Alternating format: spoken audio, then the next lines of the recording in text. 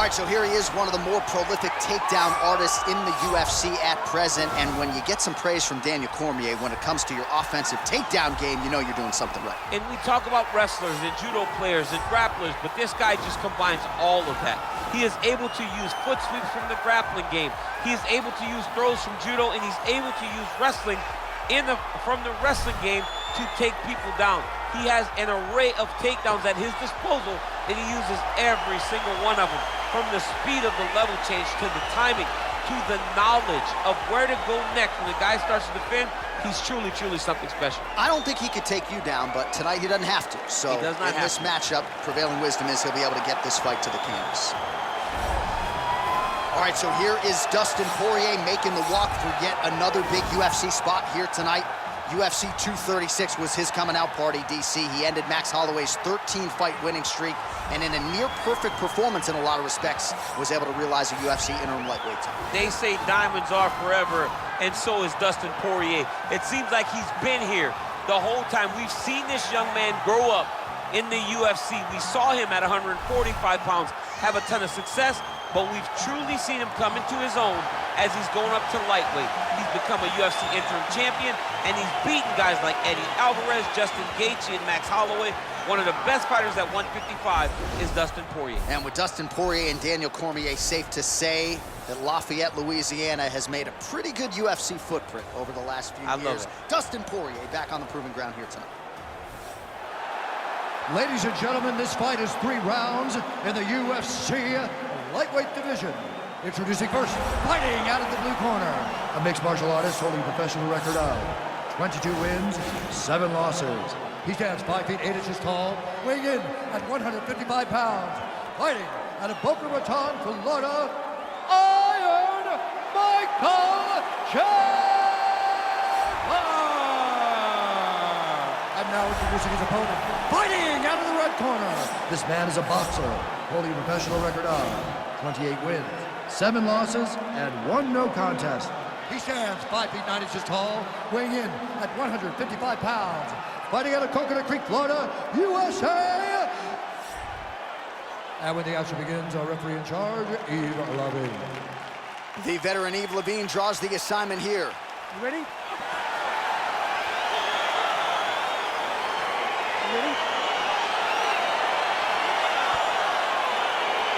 All right, crowd getting excited as this fight gets underway, and you hate to call any fighter on this UFC roster a specialist, but on one side, you have a definite striker taking on a true 5-tool.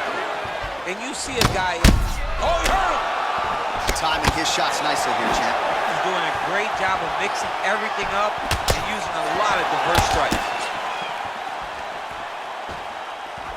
All right, single collar tie now. He gets to his spot, the tie clinch. Then he starts to let the knees fly. Porьe does a better job when he's the guy going forward. Nice job by Dastin Porьe there. Sticks the target and then moves his head off the center line to avoid the comeback shot.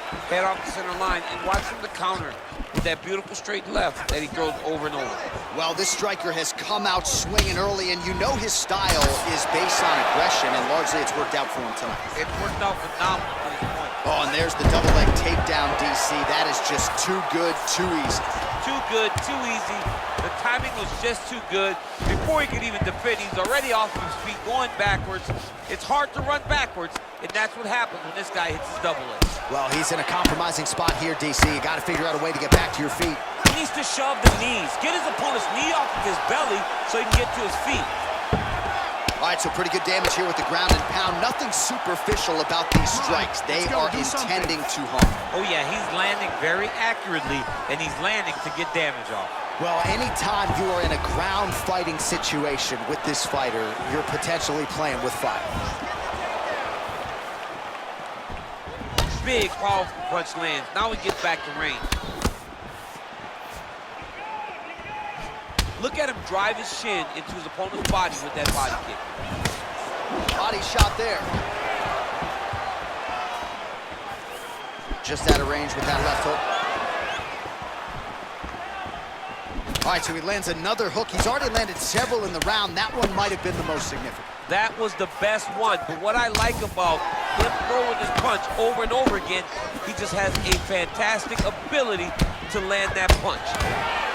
Continues to mix it up, going to the head, mixing in some body shots. Big punch lands over the top. How's he gonna follow this one? Come on, buddy. Keep your hands up. Let's go. And both guys really throwing with authority. Beautiful entry as he gets the takedown late in the round, too, which could have an impact on the judges, potentially. Absolutely. You want to leave an impression in the judge's mind. And when you walk back to your corner, when you get up from a dominant position, you almost want to wave at the judges and say, I got it right. Nice punch lands over the top. 5 minutes in the books.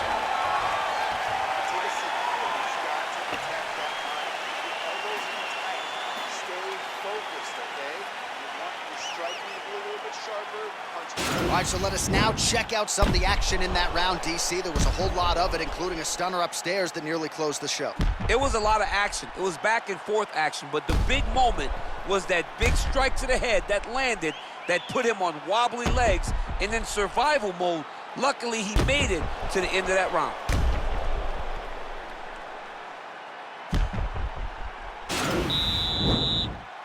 You ready? You ready?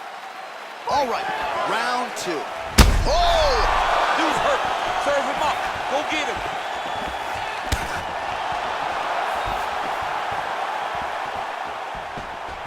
All right, so he's landed some good shots. You hate to be overly critical, but nothing really in terms of combinations tonight. Well, the jab has been looking great.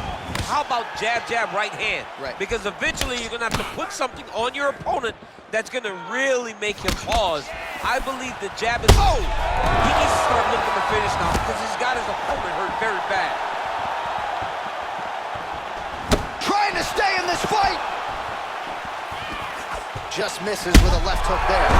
Oh! Huge right hand!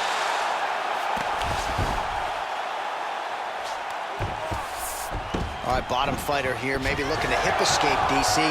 Oh, how about the speed on that reversal there? I mean, I know you can get out of some bad spots, but not with that type of speed. You cannot allow him to get leverage on the bottom. What a sweep. Poirier's going for an arm here.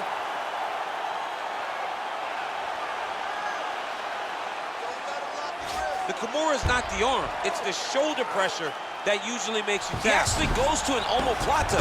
Great pressure going forward by the top fighter now. You can certainly count on one hand the number of omoplatas that have been executed in the octagon.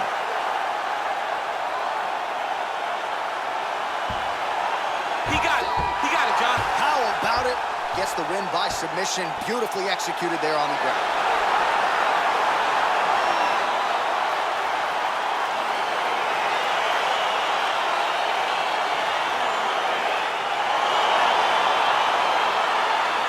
Let's take a look back at the replay as he gets it done by submission tonight, champ. He was able to get the fight to the ground exactly where he wanted it.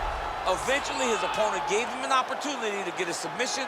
He did that, and he should be very proud of the work he did tonight in the octagon.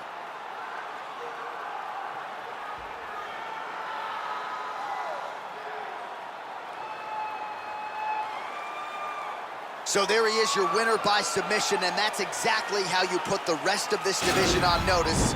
Looks like this guy could be a factor moving forward in this division. Ladies and gentlemen, referee Ethan Things called a stop to this contest at 2 minutes, 27 seconds of round number 2.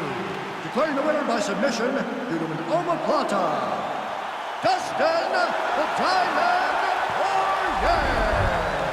Well, the celebration is on in his corner, and hard to blame these guys, sort of waiting to exhale, get a huge win tonight, and not just the win, but they get it by submission. They knew what they had in front of them. They knew how tough a competitor his opponent was, but they also knew that if they could get this fight to the ground, they could find a submission. They found a submission. He got his hand raised in the way that he loves the most.